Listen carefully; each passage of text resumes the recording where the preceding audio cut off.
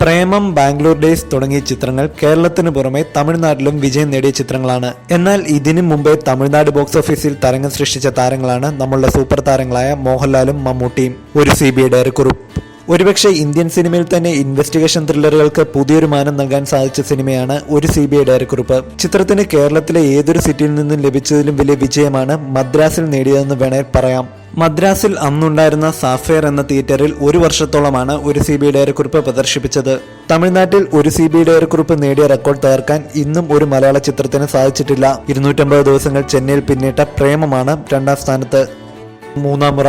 തമിഴ്നാട്ടിൽ തരംഗം സൃഷ്ടിച്ച മറ്റൊരു മലയാള സൂപ്പർ താരമാണ് മോഹൻലാൽ. K. മധു സംവിധാനം ചെയ്ത 3ാം മുറ എന്ന മോഹൻലാൽ ചിത്രം 125 ദിവസത്തോളം തമിഴ്നാട്ടിൽ പ്രദർശിപ്പിച്ചു. ചിത്രത്തിലെ ത്രില്ലടിപ്പിക്കുന്ന തകർപ്പൻ ആക്ഷൻ രംഗങ്ങൾ തമിഴ്നാട്ടിലെ പ്രേക്ഷകരുടെയും മനം കവർന്നു.